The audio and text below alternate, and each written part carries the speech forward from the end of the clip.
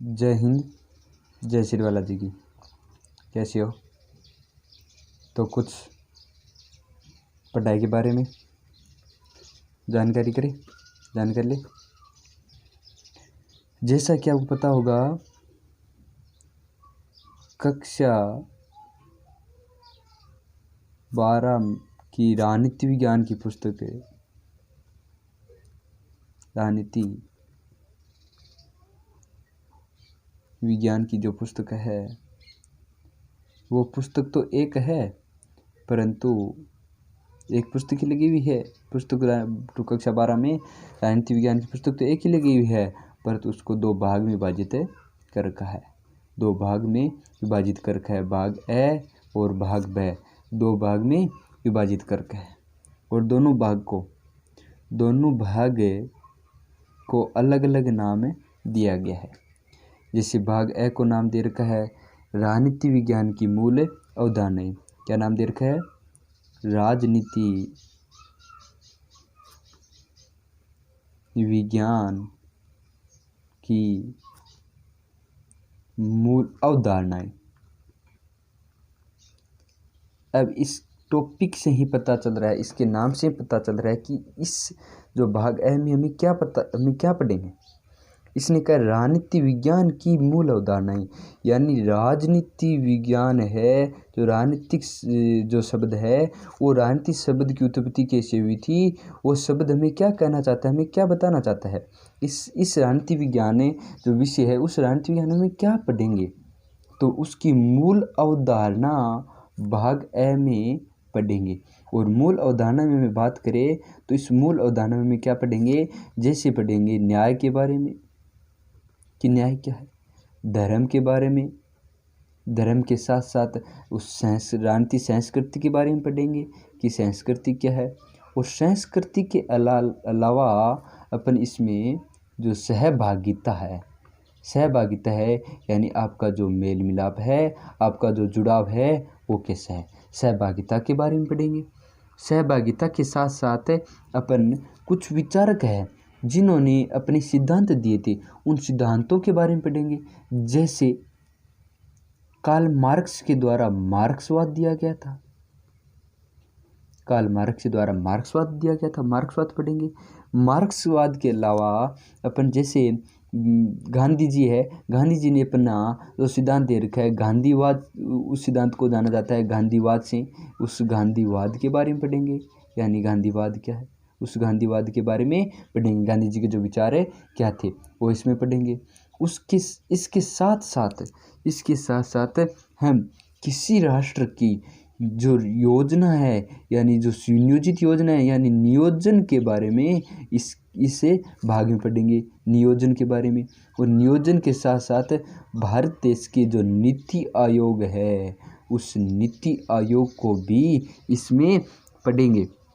और साथ वैश्विक स्तर पर जो वैश्वीकरण यानी भूमंडलीकरण आता है, वैश्वीकरण यानी जो भूमंडलीकरण है, उस भूमंडलीकरण के बारे में भी इसे भाग ए में पढ़ेंगे। भाग ए में क्या पढ़ेंगे? भाग ए है, उसको नाम दे रखा है राजनीति विज्ञान की मूल अवधारणाएं। और राजनीति विज्ञान की मूल अवधारणा यानी इस टॉपिक से हमें पता चलता है कि भाई ये क्या कहना चाह रहा है। ये कहना चाह रहा है कि जो राजनीति विज्ञान है, उस राजनीति विज्ञान के शब्द की उत्पत्ति कैसे हुई, वो शब्द किस शब्दों के मेल से बना हुआ है और किस भाषा का है वो। इसके साथ साथ इस राजनीति विज्ञान जो विषय वस्तु है, इस राजनीति विज्ञान की विषय वस्तु में हम क्या पढ़ते हैं, हमें क्या पढ़ना चाहिए, क्या इसके अंदर है। तो मैंने बताया न्याय के बारे में पढ़ेंगे, न्याय के साथ धर्म के बारे में पढ़ेंगे, धर्म के अलावा संस्कृति, सहभागिता, मार्क्सवाद, गांधीवाद, नियोजन और भारत के संबंध में नीति आयोग के बारे में पढ़ेंगे। और नीति आयोग के अलावा जो वैश्वीकरण है, वैश्वीकरण पढ़ेंगे। और वैश्वीकरण को भारत की दृष्टि में भी पढ़ेंगे। भारत में जो वैश्वीकरण के बारे में पढ़ेंगे, यानी भारत में वैश्वीकरण क्या सही मायने में सही साबित हुआ या गलत साबित हुआ, इसके बारे में हमें पढ़ेंगे। ठीक है। अगर इसको परीक्षा दृष्टि से देखें, यानी भाग ए को परीक्षा दृष्टि से देखें, तो कितने अंक है, तो ये 40 अंक का है। यानी भाग ए से 40 अंक के प्रश्न आती है। और इसको भी आगे विभाजित करके है कैसे, यानी भाग ए को 4 छोटी छोटी इकाई में विभाजित किया गया है, 4 छोटी छोटी इकाई में विभाजित किया गया है और चारों इकाइयों के लिए यानी प्रत्येक इकाई के लिए 10 अंक निर्धारित किए गए हैं। यानी परीक्षा में हर एक इकाई से, इस भाग ए की हर एक इकाई से 10 अंक के प्रश्न आएंगे। ठीक है, अब भाग ब की बात करें। भाग ब में क्या है, भाग ब की बात करें, भाग ब में क्या है, तो भाग ब में देखिए अपने, तो भाग ब को जो नाम दे रखा है, यानी भाग ब की जो विषय वस्तु के बारे में बताया गया है वो बताया गया है भारत में शासन, भारत में शासन और लोकतंत्र। अब आपको पता होगा कि नाम से ही पता चल रहा है कि भाई क्या कहना चाहता है, क्या हेडिंग दी है, भारत में शासन है और लोकतंत्र। अब इसके नाम से ही पता चल रहा है कि भाई ये क्या कहना चाहता है, यानी भारत में शासन, यानी भारत में शासन कैसा है, क्या भारत में लोकतंत्र है या फिर भारत में राजतंत्र है, पहले तो हमें ये देखना है। अगर भारत में लोकतंत्र है तो भारत में लोकतंत्र कैसा है, यानी भारत का जो लोकतंत्र है, लोकतंत्र क्या आदेशात्मक है या संसदात्मक है। अगर संसदात्मक शासन प्रणाली है तो भारत में वो संसदीय शासन प्रणाली में क्या संघात्मक है या एकात्मक है, ये बातें इसमें पढ़ेंगे। और एक बात और आपको पता भी होगा कि ये जो शब्द है लोकतंत्र, ये शब्द आप पीछे 8वीं क्लास में पढ़ते आ रहे हो, 8वीं के बाद 9वीं में पढ़ा, 9वीं के बाद 10वीं में पढ़ा, 10वीं के बाद 11वीं और 12वीं में इस शब्द को सुनते आ रहे हो। तो इस शब्द के बारे में तो आपको ऑलरेडी पता भी होगा। जैसे आपको एक बात और पता कि 10वीं क्लास में स्पेशल एक टॉपिक, एक यूनिट ही लोकतंत्र के बारे में है। 10वीं क्लास की SST में जो यूनिट नंबर 5 है, उस यूनिट नंबर 5 में स्पेशल एक टॉपिक ही लोकतंत्र के बारे में दिया गया है, लोकतंत्र शब्द के बारे में बताया गया है।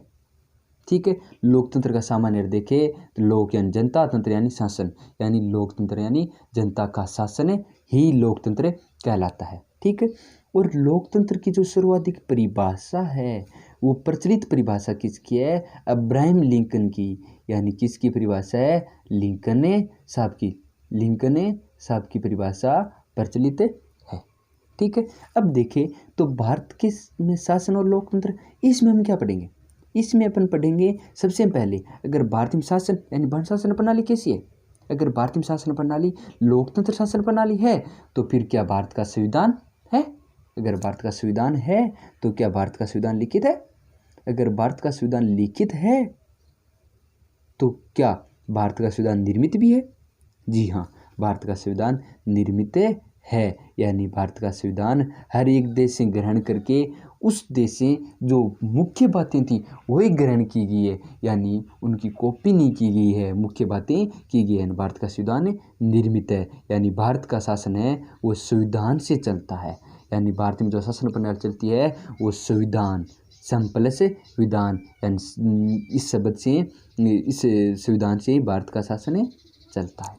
ठीक है, और भारत के शासन, अब देखें तो संविधान की विशेषता, यानी ये विषय भारत के संविधान की विशेषता क्या है, विशेषता क्या वो भी इसमें पढ़ेंगे। विशेषता के अलावा भारत का जो शासन प्रणाली है, भारत की जो शासन प्रणाली है वो शासन प्रणाली कैसी है, या देशात्मक है संसदात्मक, संसदात्मक है तो संसदात्मक में सबसे मुख्य कौन होता है, संसद, और संसद में संसद के 2 अंग होते हैं, 3 अंग होती है, संसद 3 अंग होती है और 2 सदन होती है। 3 अंग में देखें तो जो सबसे भारत का जो सबसे शासनाध्यक्ष होता है वो होता है राष्ट्रपति, तो यानी इसमें राष्ट्रपति के बारे में पढ़ेंगे। राष्ट्रपति के अलावा 2 चीज़ और पढ़ेंगे, जैसे केंद्र सरकार,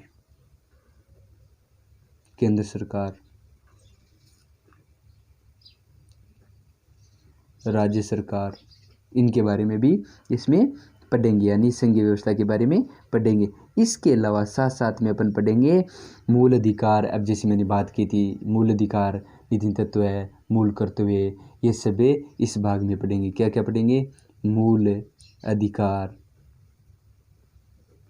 कर्तव्य और नीति निर्देश तत्व है। नीति निर्देशक क्या पढ़ेंगे?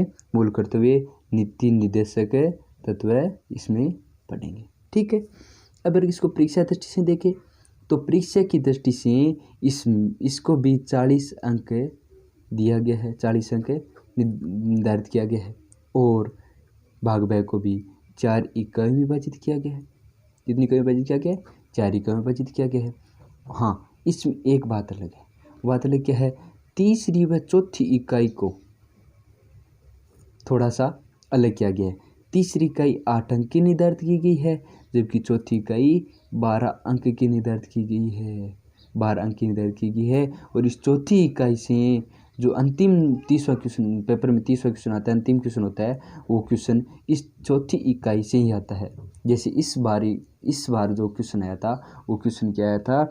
भारत की विदेश नीति के बारे में बताइए। यानी चौथी इकाई में भारत की विदेश नीति क्या है और भारत की विदेश नीति के बारे में समझाया गया। जैसे भारत की विदेश नीति में सर्वाधिक चीन, पाकिस्तान, नेपाल के बारे में दिया गया है। उसके अलावा भारत ने एक गुटनिरपेक्ष आंदोलन चालू किया था, यानी गुटनिरपेक्ष बनाया था, गुटनिरपेक्ष, वो इसमें दिया गया है। इसके साथ साथ विश्व स्तर पर जो UNO है, संयुक्त राष्ट्र संघ है, उसकी भी जानकारी इसमें मिलेगी। ठीक है। कल हम भाग ब से स्टार्ट करेंगे। कल हम यानी अगले वीडियो में भाग ब का फर्स्ट टॉपिक पढ़ेंगे। भाग ब का फर्स्ट टॉपिक है भारत के संविधान की विशेषताएं। भारत के संविधान की मुख्य विशेषताएं। आज